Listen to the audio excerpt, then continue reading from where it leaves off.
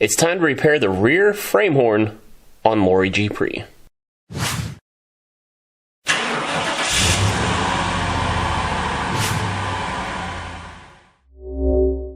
Well, hey, if you've been following along with the Bumper Tuck series, you know I said it was going to be a 3-part series. I guess you can call this part 2.5, but if you're meeting me for the first time, well, I'm Grant Tommy. This is Straight Six Fan. You're home for offbeat hot rodding. Offbeat hot rod like my 1979 Pontiac Grand Prix, and the reason I call this episode 2.5 was, well, when we started to look at welding up the bumper, like all the little rust holes that I found, I kept finding little pinholes, and so I took the rear bumper actually to the local sandblaster. So they have it right now, but that's going to allow us some time to work on repairing that driver's side rear frame horn, and let's go take a look at that. I didn't notice this until, about a month ago when we started to talk about the bumper exercise we were going to do. And yeah, I don't know how I missed it, all of these. I mean, I've almost owned this car for, boy, it's going to be about 9 months, I think, now. Anyway, I don't have the material I want to. I'm basically going to sleeve this with some tube steel. And I don't have that material right now. But the more and more I looked at it and saw what I was up against, I kept trying to, in my head, come up with scenarios for how I could drape my fire blanket, and I'd probably use my TIG welder and do all this stuff. And the more I thought about it, it's like, look, Grant, just do it the right way and drop your gas tank. And that's what we're gonna do. We're gonna drop the gas tank, so then I can have all the space I need to. I'll probably want to arc welding using my stick welder to weld the tube steel in. And I don't have that material yet, so we've got to do that. But that's what this episode's about. We're going to be doing the frame repair on Lori G Prix, my 1979 Pontiac Grand Prix. This is not going to be a whole how-to because, well, I did that once upon a time for my Fairmont, and while the G-body and the Fox body aren't going to be that similar, they're not going to be that different either. I mean, you're essentially looking for bolts to remove straps, prop it up with something like a floor jack, and make sure your fuel lines are disconnected. But anyway, we'll recap and we'll show you if anything unique happens through this train. But otherwise, I'm just going to cut to the chase.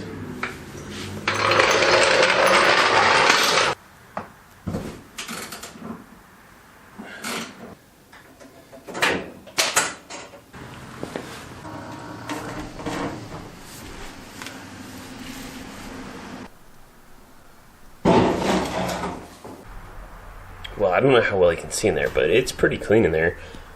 The only sucky part is the sending unit, or the float. I guess that's what was causing it. With my gauge going back and forth, I thought I was a lot closer to E than what it probably looks like here. So there's quite a bit of gas in there, and hindsight, if I thought about it better, should have cleaned off the top of this thing before we remove the sending unit. You see all this dirt and debris around, so I'm going to get out the little shop vac, clean that up best I can, try to not let as much debris as possible fall in, but that's going to be a little bit of a losing proposition probably. Anyway, hope the fuel filter is good on this car, and if not, probably should just replace that anyway. Alright, I've started marking where I think I'm going to cut on the frame rail, and yeah, definitely going to be a lot easier to do with the gas tank out of the way. But yeah, you can just see how bad this really is. This vertical face might be a little challenging, but I think after we cut through from this side, we might be able to do a clean cut. But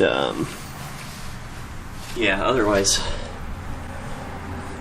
you can just see all that rot. And honestly, on this section back here, what I may end up just doing is just doing some flat stock and patching that back in and calling it good. And then I can sleeve the tube steel in from here. And yeah, but you know what it is? It's Super Bowl Sunday, and while I'm not a Chiefs fan, I live near the Kansas City Metro, so I'm kind of a fool not to catch the whole game this year, so I can talk the talk with the coworkers and, and whatnot. But so we're gonna start cleaning up. And next time I hit record, it'll probably be another week from now. But we'll start getting the cutting wheel out, and we can start talking about welder and pieces of metal that are going to go in its place.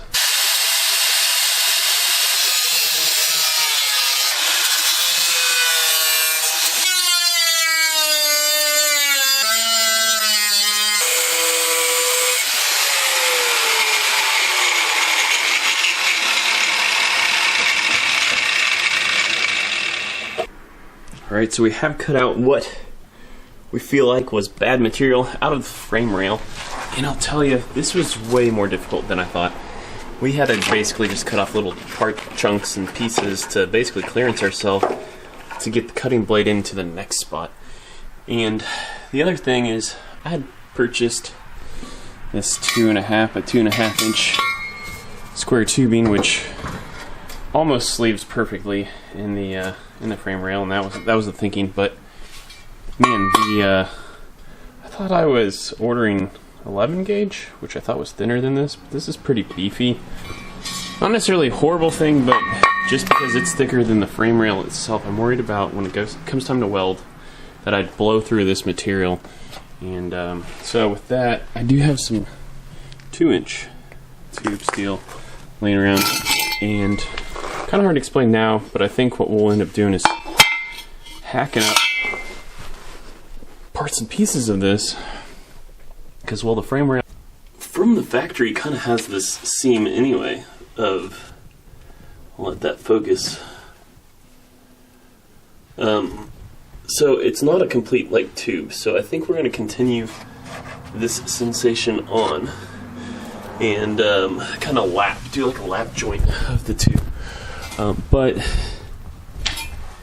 yeah, but first, the other thing is like all these cuts that I did still need cleaned up with like deburred. So we're gonna do that, and then I mean there's so much work in this, like probably 14 inches of frame rail, because the inside of it also, I probably need to wire wheel this out. Probably should think about some rust inhibitor too before we even think about sectioning in our new pieces and welding that in.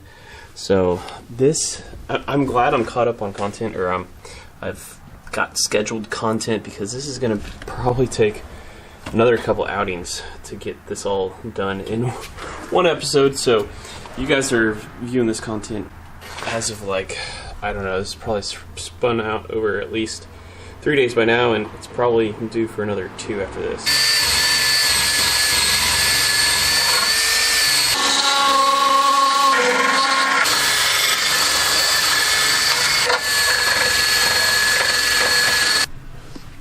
Okay, so I took my 2x2 tube, cut it, had that right angle if you remember.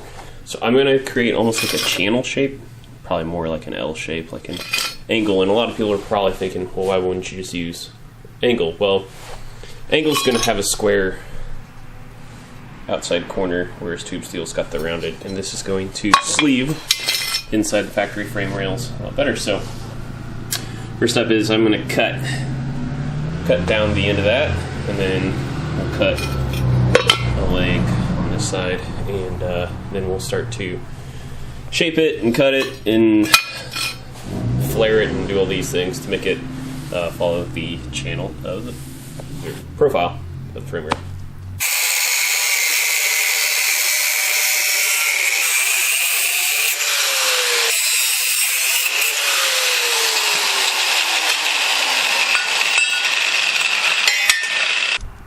Okay, so originally I was thinking I was going to sleeve this on the inside of the frame rail, but because I have to weld this section from this side,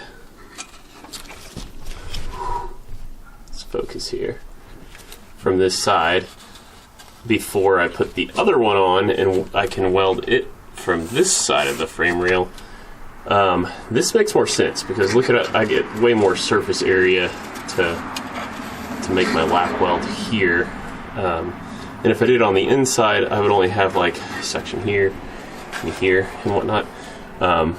Now I do need to make a relief cut, so I can splay this to follow the chassis, but otherwise it's a good fit.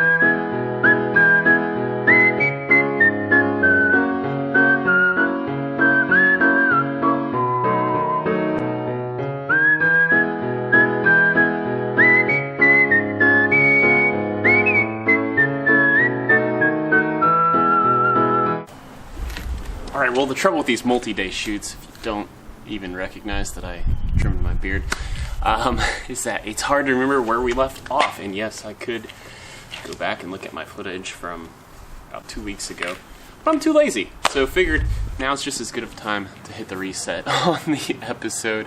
So let me bring you up to speed with what we've done over the past couple weeks. Alright, that piece I had cut out in the last set of footage, we have that clamped into place, and we have it primed with this HTP weld through primer. So our goal today is to get this tacked into place so we can start to use it as a template to measure out what piece number 2 is going to look like. And piece number 2 we are going to harvest out of this 2x3 square tubing, and it's mostly because it was hard to find 14 gauge thick wall square tubing. I would have rather probably had like 3x3 just in case the flange needs to be up higher, but we have a workaround with that. And the other thing I'm up against on our efforts is that, well, with the gas tank out, I don't have enough cord length to plug into back there. That's where my 220 power is for my welder. So we have our 110 adapter plugged in, so we are going to do some test welds on some scrap square tubing I have to get the settings right, and then we know that it works before we start to go under the knife. Okay, we're tack welded in place, and now we can start shaping out piece number 2, and I'll tell you there's just not enough room with the welding hood to get under here very well, so when it comes time to weld this in fully, we'll probably put this up on jack stand so I have a little more head space. But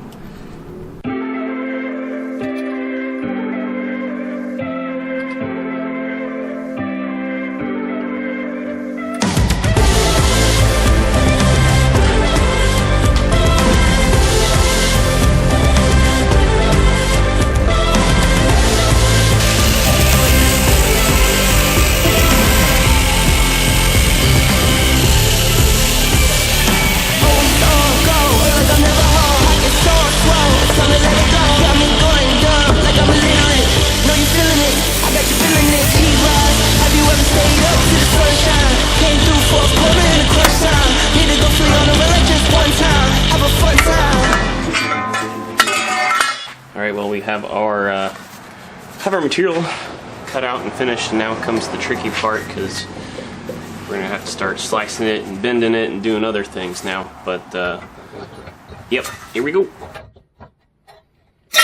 Okay, a couple things. I think we're going to end up, I don't see the value in keeping this material below this little ridge, and I think it'll help me line things up underneath better. So we're gonna cut that out,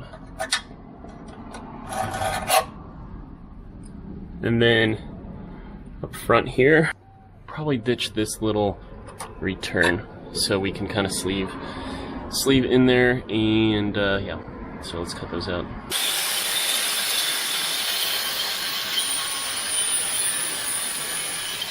Okay, before I cut this thing, I had measured from the bumper bracket inward to what I felt like is the point at which there was a change in direction, or where it should stop being flat. This corresponds to the piece number 1 that's tack welded in there. And then with this guy, measured an approximate 183.2 degrees. Now the problem with that is like the leg of this guy being like 7 inches, and the leg of this is like 10. Not sure how accurate that is, but 3 degrees seems like tiny bit, enough to roll the dice with. So what we'll do is we'll use this as a center line, and we'll take that 3 degrees. We'll only go 3 degrees, so we'll do 1.5 inches on either side, and we'll cut a little relief cut in this. Well, it'll be on this leg, so we can kick it, like kink it, like that.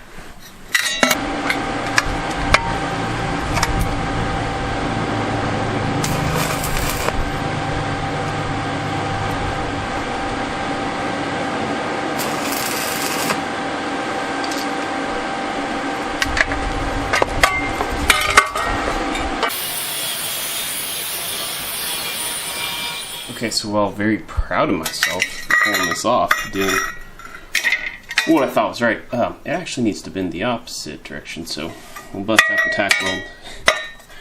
We'll bend this piece, you know, reverse. Okay, so we have this somewhat in the way we want back here. It come further back, but here's what else we're up against. So again, I think the break point's in the right spot, but because the extra material, of course, we're getting hung up here. So when you cut this short, this flange needs to be lowered some amount, not quite sure yet, but then this piece needs to flare back this way, as you can see from down here. So it's kind of going to be a lot of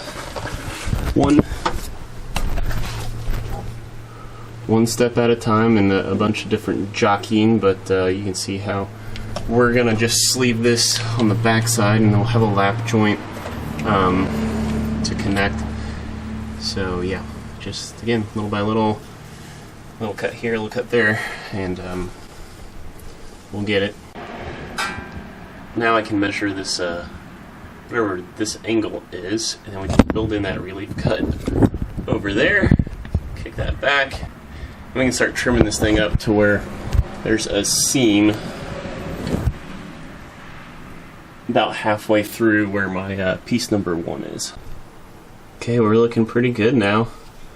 I think I'm going to tack a little bit right at this joint. Pretty weak since we have relief cuts in both directions, so I think I want to kind of tack that to help kind of keep its shape, and then we will trace out from the inside of the frame rail where piece 1 overlaps, and then we'll cut just a little, say ½ inch on the other side of that, and then we'll be ready to weld piece number 1 all the way in place. And I guess I thought I was doing really good, but look at this. So I guess I need to get another clamp out, and we'll clamp that too. Okay, the trick ended up being a second relief cut, but it's turning out pretty good, I think. I think this is really good. Now, I'm gonna have to fill up the those cuts with some material, and I'm out of gas on my TIG welder, so it might be another day before we do that, but I think I got this piece where I want it, and we'll go from there.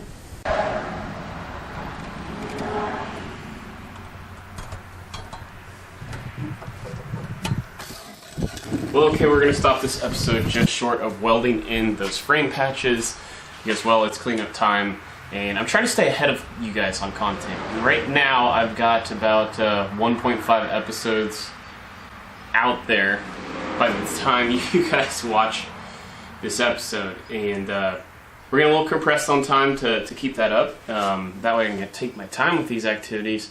So if this is the first time you're at this channel, you might want to scrub all the way till the end, because I'm going to go on a little bit of a monologue here.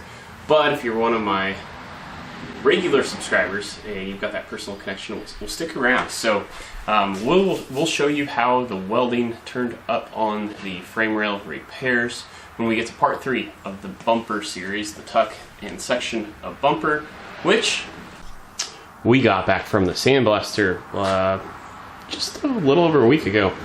Turned out good.